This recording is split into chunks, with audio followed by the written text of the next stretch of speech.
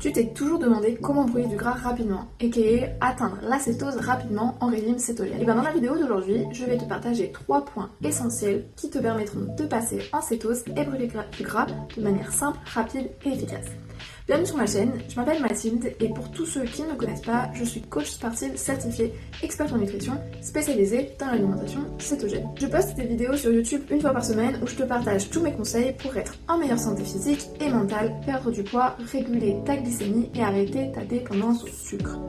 Tu peux aussi me retrouver sur Facebook, Instagram et TikTok pour plus de contenu éducatif sur ces sujets. Pourquoi le régime cétogène ou régime keto en anglais? Tout d'abord parce que depuis que je suis passée au régime keto, j'ai eu des résultats incroyables sur ma santé et mon physique. Aujourd'hui, je coach de nombreuses personnes aussi qui sont passées à l'alimentation cétogène et le constat et les résultats sont toujours les mêmes.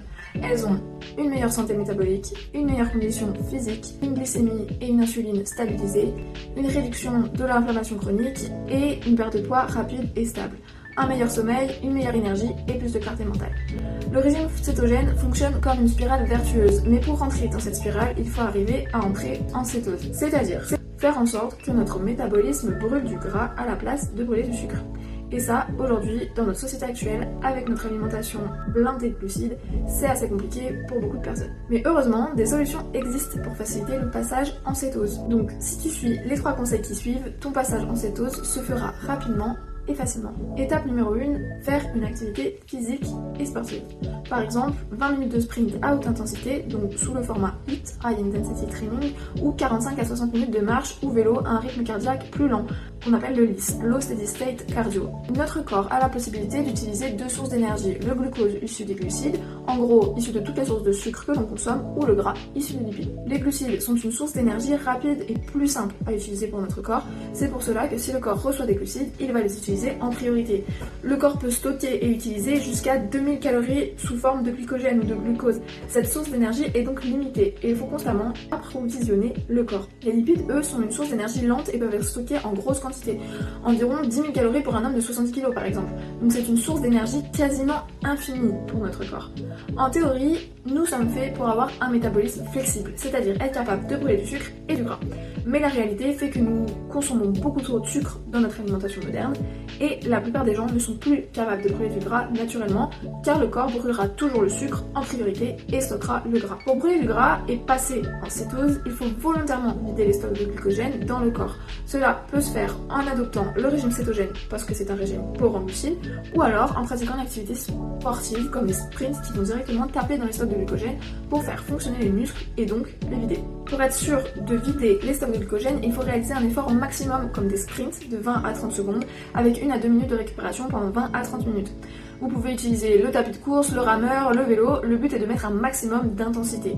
Si votre condition physique ne vous permet pas de performer des sports à haute intensité, vous pouvez aussi opter pour une activité à basse intensité, à faire à jeun de préférence, comme la marche sur une longue durée entre 45 à 60 minutes minimum. Étape numéro 2, manger un repas riche en lipides, modéré en protéines et faible en glucides. Après votre séance d'entraînement ou votre marche active, vous devez manger un repas riche en lipides, modéré en protéines et faible en glucides. Par exemple, ça peut être 2 œufs avec 2 tranches de bacon, un demi-avocat, une salade verte avec de l'huile de noix, du vinaigre de cidre et des crèmes de courge.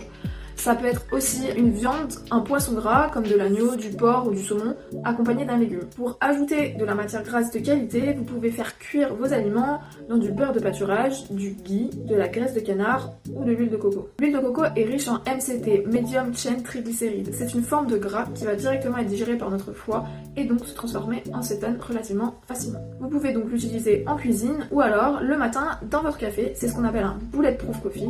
C'est une cuillère à café d'huile de coco pour booster vos cétones et votre concentration. Un autre élément que j'aimerais souligner avant de passer plus en détail à l'étape numéro 3, c'est l'importance des électrolytes. Quand vous suivez un régime cétogène dans le but de rentrer en cétose et de brûler du gras, vous pouvez ressentir une carence en électrolytes. En fait, les électrolytes, ce sont des minéraux essentiels. Donc, on parle du sodium, du magnésium et du potassium pour que votre corps reste hydraté correctement. Ils jouent un rôle clé dans tout ce qui est contraction musculaire, les crampes et les maux de tête.